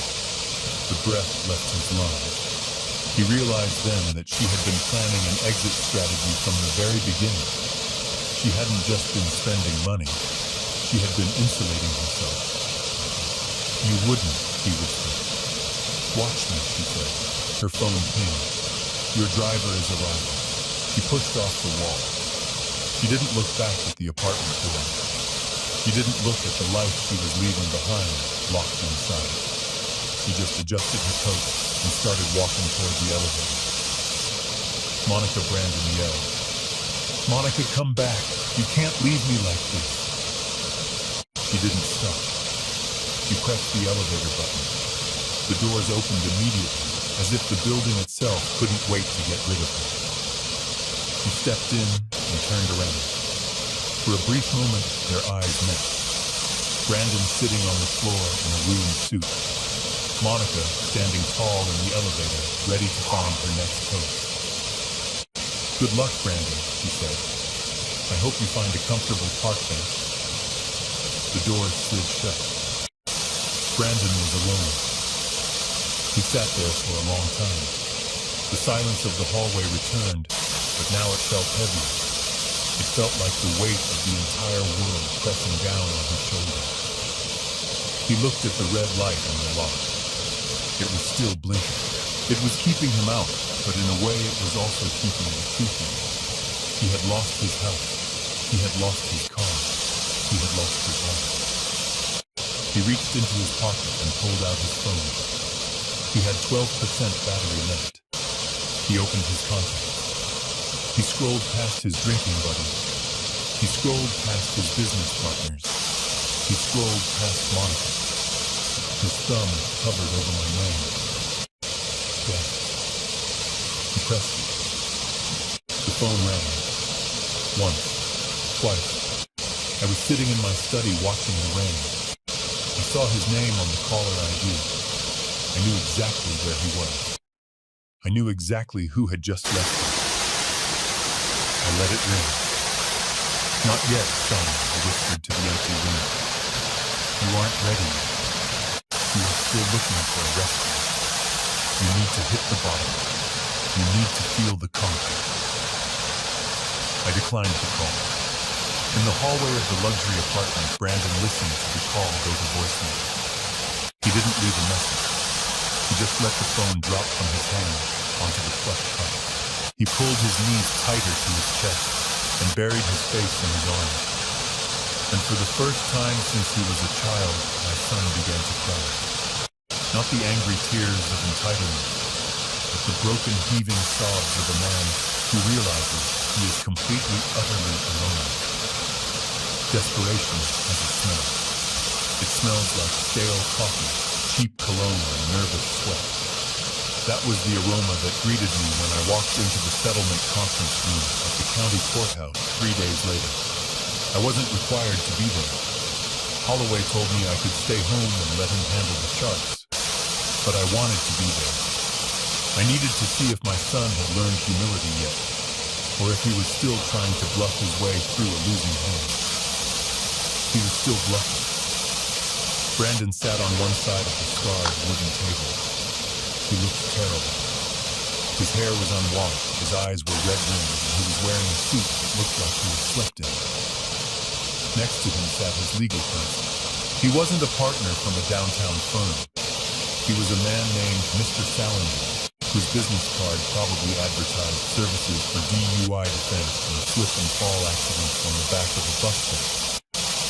Salinger wore a suit that was a size too big and kept tapping his pen against the yellow legal pad that was almost entirely blank. Holloway and I sat down opposite him. Holloway placed a single thick file folder on the table. The sound of it hitting the wood was heavy like a judge's gavel. Mr. Salinger cleared his throat. He tried to project confidence, but his eyes kept darting toward Holloway's expensive briefcase. Gentleman, Salinger began, his voice thin. We are here to file a countersuit against Mr. Douglas Reed for fraud, undue influence, and predatory lending practices against a family member. My client asserts that the monies transferred to him over the last 10 years were gifts widely understood within the context of a father-son relationship to be non-repayable. The so-called promissory notes were signed under duress and without proper legal counsel. Therefore, we are moving to have the debt declared invalid. Brandon nodded aggressively. That's right. You tricked me into signing those papers, Dad. You told me it was just for your record. You never intended to collect. That makes it fraud. I looked at my son. He was grasping at straws, trying to rewrite history to fit his victim narrative. He truly believed that if he lied loud enough, the truth would change shape. Holloway didn't speak. He didn't argue. He didn't raise his voice. He simply opened the file folder. He slid a piece of paper across the table to Mr. Salinger. Exhibit A, Holloway said calmly. An email dated June 12, 2016, sent from Brandon Reed to Douglas Reed. Subject line: The wedding. Salinger picked up the paper. He adjusted his glasses. Read the highlighted paragraph, please, Holloway instructed. Salinger read it out loud, his voice faltering slightly. Dad, I know asking for 150 grand is a lot, but Monica really wants this vineyard venue. I swear to you this is a loan. I will pay you back every cent once I get my commission from the Towers project. I am a man of my word. Please let me sign whatever you need me to sign to make this official.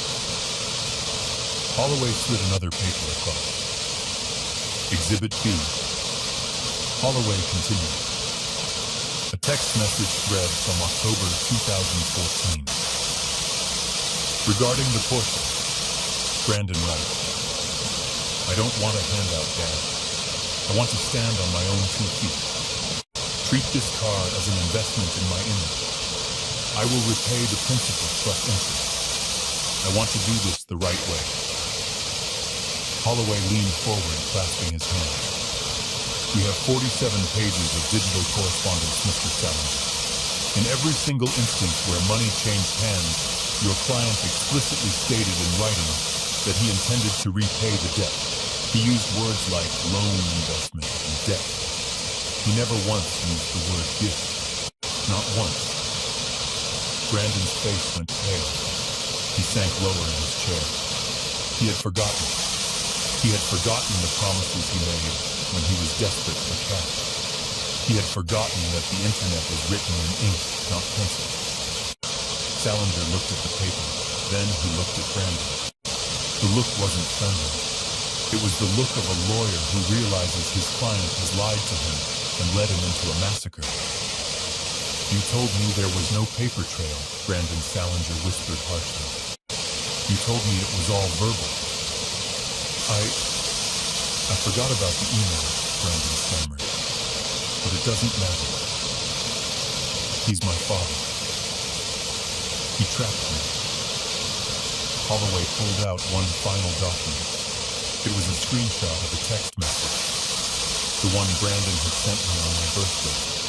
And finally, Holloway said, his voice dropping to a deadly chill. Exhibit C. The text message that triggered the acceleration clause. Don't expect us to take care of you. I have my own life. Holloway looked at Salinger. Your client claims undue influence and a loving family relationship as the basis for these being gifts.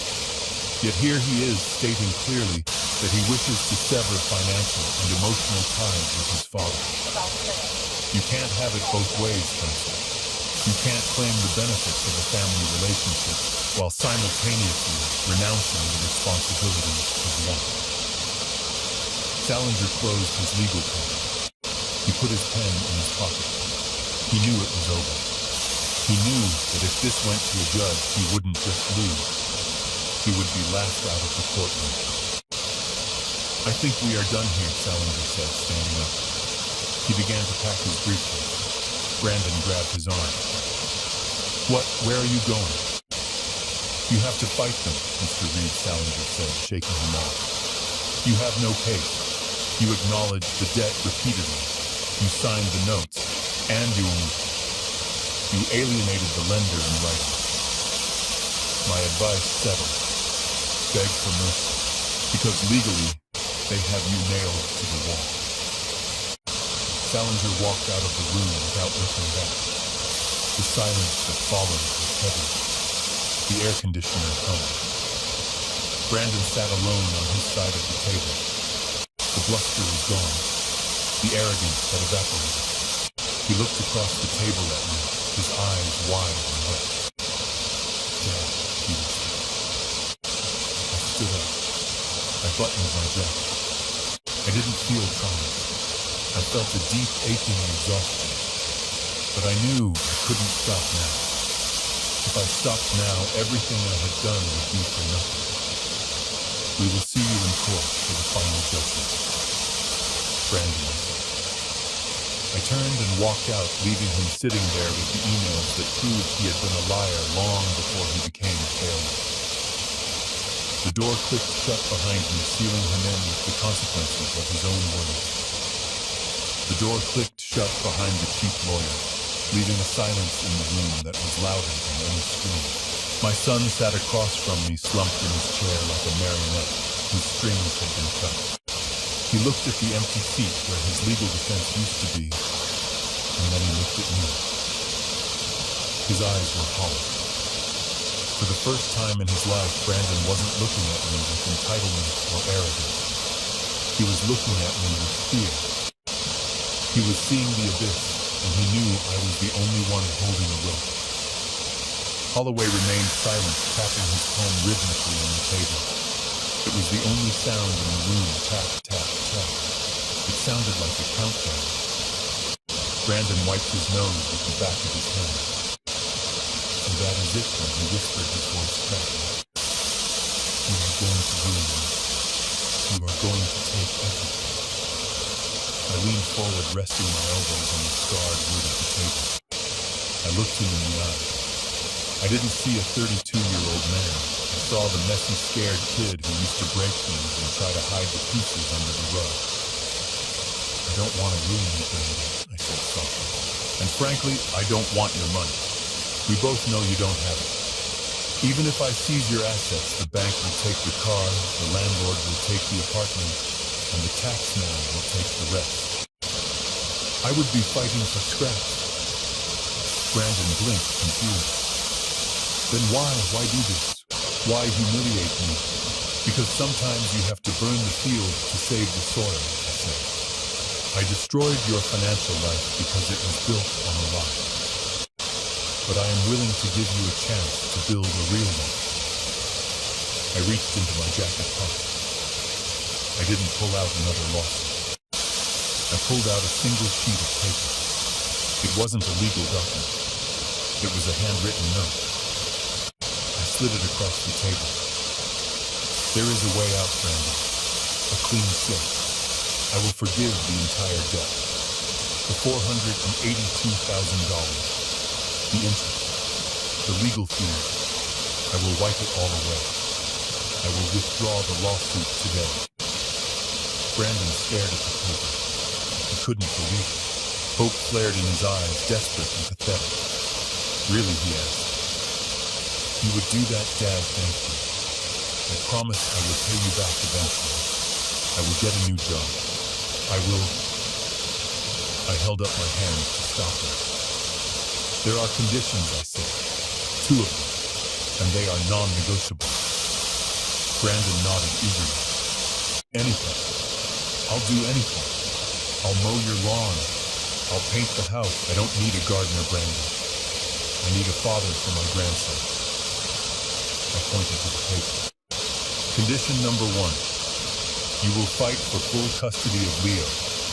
You will argue that his current living situation is unstable, which it is. You will move into a small apartment that I have already rented for you. It is modest, it is clean, and it is yours rent-free for 6 months, provided you stay in full. Brandon nodded. Okay, I can do that.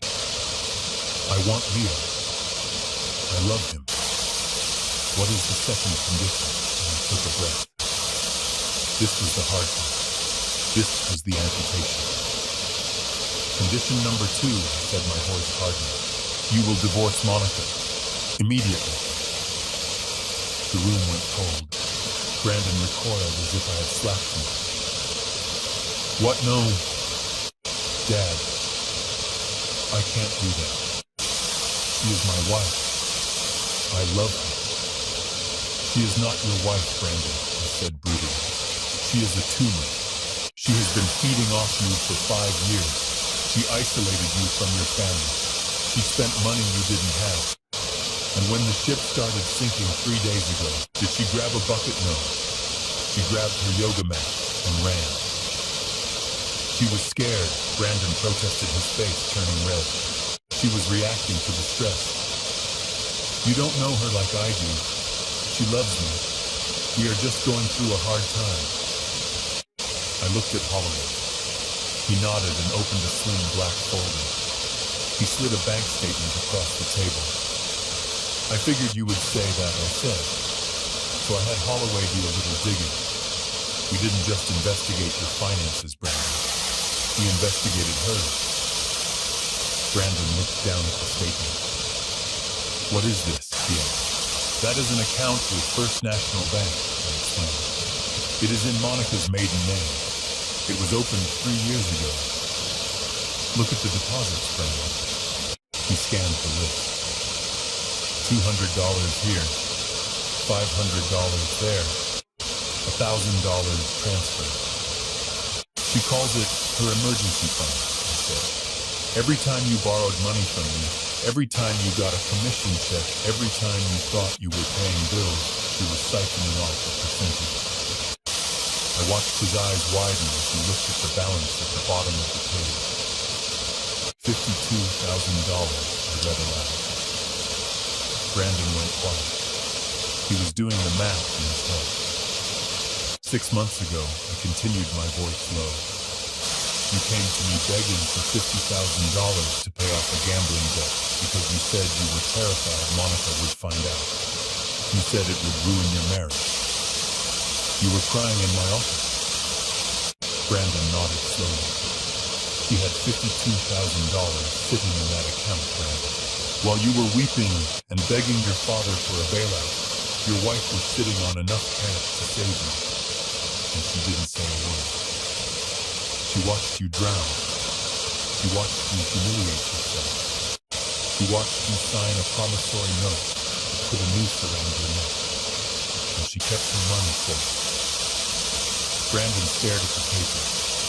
His hands started to shake. The denial was fighting a war with the evidence, but the numbers didn't lie. Why, he whispered. Why would she do that? Because she was never betting on you, son, I said. She was betting against you. She was hedging her investment. And 3 days ago, when the money stopped flowing, she didn't call you to offer help. She called a divorce attorney. Holloway slid one last piece of paper across. It was a consultation receipt from a high-end divorce firm dated the morning after the asset sale. He was already gone, Brandon, I said gently. The only question is, are you going to let her take you down with her? Or are you going to cut the rope? Brandon picked up the receipt. He looked at the date. He looked at the time. It was time-stamped 1 hour after I had frozen the account. While he was sitting on the curb in the rain crying, she was already paying a retainer to end their marriage. He made a sound. It was a low, guttural noise like an animal in a trap. He crumpled the receipt in his hand.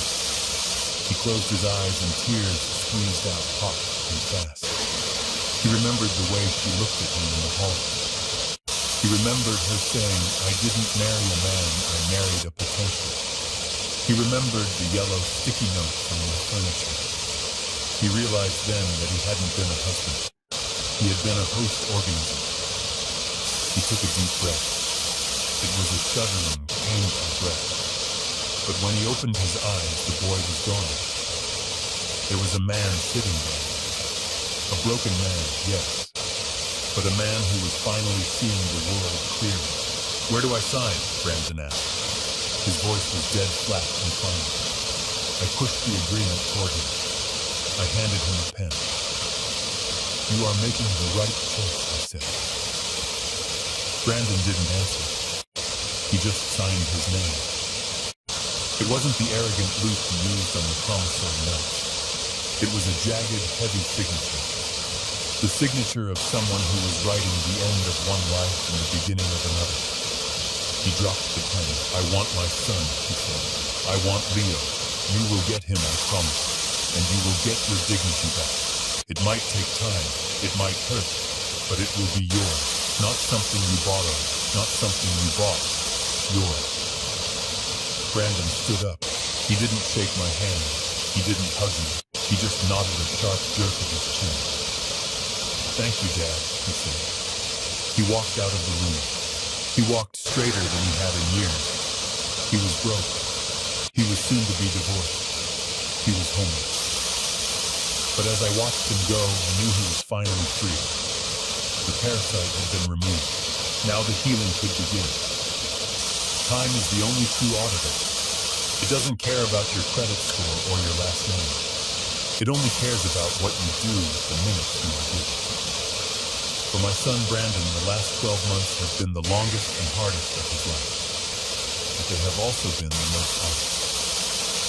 I drove out to the construction site in West Seattle yesterday. It was raining again because this is Seattle, and the sky likes to remind us that nothing is permanent, not even the sun. I parked my truck across the street and walked. The site was for a new mid-rise apartment complex. Mud was everywhere.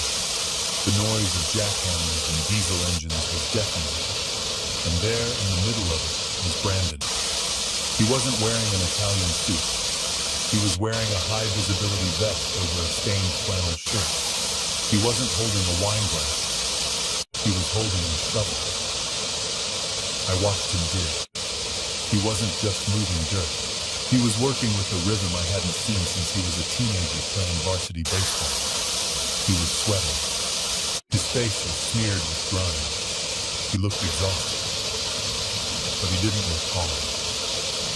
A foreman walked over to him shouting something over the noise of a cement mixer. In the old days, Brandon would have rolled his eyes. He would have made a snide comment under his breath. He would have felt superior to a man in a hard house. But today, Brandon just nodded. He wiped his forehead with his sleeve and went back to work. He lifted a heavy bag of cement, his muscles straining. He didn't complain. He just did the job. I learned later that he is making $22 an hour. It is less than he used to spend on a single lunch. But every Friday, he takes that paycheck and he pays his own rent on the studio apartment I helped him secure. He pays for his own groceries. He pays for his own bus pass because he still doesn't have a car. And he pays me. Every month, like clockwork, I receive a check for $200. It is a symbolic repayment. I told him he didn't have to, that the debt was forgiven. But he insisted. He said he needed to see the balance go down even if it takes him 100 years. He said he needed to feel the weight of what he borrowed. As for Monica, she vanished as quickly as she arrived. I heard through the grapevine that she moved to Los Angeles less than a week after the divorce papers were signed. Instagram tells the story that reality tries to hide. She is currently dating a producer who is 20 years her senior. She posts photos of herself on yachts and at red carpet events wearing diamonds that probably don't belong to her. She looks happy in that shiny, brittle way that people look when they are running away from themselves. She never asked about Brandon. She never asked about the debt. She certainly never asked about me. She simply molted her old life and slithered into a new one. I don't hate her. I pity her. Because one day she will run out of hope, and she will have to look in the mirror and see that she has consumed everything around her and is still stuck. But Brandon is feeding himself. I watched him take a lunch break. He sat on a stack of drywall opening a plastic container. He wasn't eating Wagyu beef. He was eating a sandwich he made himself. And he wasn't alone. He was laughing with two other workers. Real laughter. Not the polite fake chuckle of a boardroom, but the deep belly laugh of a man who has nothing to hide. He saw my truck. He stopped chewing. He stood up. For a second, I thought he might be embarrassed. I thought he might turn away. But he waved. He raised his hand in a simple, tired greeting. I waved back. He pointed to his watch, signaling that he had to get back to work. He didn't come over to ask for money. He didn't come over to complain about his back. He just acknowledged me, respected the distance, and went back to the shovel. That shovel is teaching him more about economics than his business degree ever did. It is teaching him that money represents life energy. It represents time. It represents sweat. When you understand that you don't buy a Porsche to impress people you don't like, you buy a good pair of boots because you have a long walk ahead of you. I started the engine of my truck. I didn't need to stay. I had seen what I needed to see. My son was no longer a millionaire on paper. He was 1,000-aire in reality. And for the first time in 32 years, I was proud of him. Not because of what he had, but because of what he had lost and how he was carrying the weight of it. The lake was still that morning, a sheet of glass reflecting the gray clouds that drifted lazily overhead. I sat on the wooden dock, my legs dangling over the edge, watching the red and white bobber float on the surface of the water. Next to me, Leo held his small fishing rod with a seriousness that made me smile. He wasn't checking a tablet. He wasn't asking for a video game. He was just watching the water, learning the ancient art of patience. It has been a year since I declared war on my own son. A year since I decided that being a father meant being the villain in his story, so that he could eventually become the hero in his own. People often talk about unconditional love as if it means unconditional acceptance of bad behavior. They think love is a soft blanket that you wrap around your children to protect them from the cold. But I have learned that sometimes love is the cold. Sometimes love is the wind that strips away the dead leaves so that new growth can begin. I looked at Leo. He is growing up in a different world than his father did. He lives in a small apartment now. He sees his dad come home tired with dirt under his fingernails. He sees his dad budget for groceries. And because of that, Leo is learning the value of $1 before he even learns long division. He is learning that respect is something you build with your hands, not something you buy with a credit card. Brandon is not the man I thought he would be.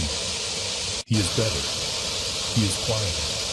He listens more than he speaks. The arrogance that used to coat him like cheap varnish has been sanded away by the friction of real life. He is raw, but he is real. And for the first time when he looks at me, he doesn't see a bank. He sees a man. I reeled in my line, a little feeling the resistance of the water. There is a ledger in my face that is finally balanced. The debt is paid not in money, but in character. I realized that the greatest inheritance I can leave behind is not the house or the stocks or the vintage furniture. It is the lesson that you are only entitled to what you create. It is the understanding that rock bottom is the strongest foundation you can build on. Leo's bobber dipped below the surface. He gasped, his eyes wide with excitement. "Grandpa, I got one," he shouted. I didn't reach over to take the rod. I didn't offer to reel it in for him. I sat back and watched him struggle, watched him focus. watched him figure it out. "You got this, Leo," I said softly. "It's all you." And as I watched him pull that fish from the water, flashing silver in the dull light, I knew that the Reed legacy was safe. Not because of what I gave them, but because of what I refused to give. In the end, the cruelest thing I ever did was the kindest thing I ever did. I stopped saving my son so that he could finally learn how to save himself. I learned that the checkbook is the worst parenting tool a father can use. Real love isn't about shielding your children from every storm. It is about teaching them how to build their own shelter. By cutting Brandon off, I didn't abandon him. I gave him back his dignity. He hated me for the demolition, but he loves me for the renovation. As I sit here today, watching the Seattle sky fade into amber and gold, I find myself reflecting on the long and painful road that brought my family to this moment.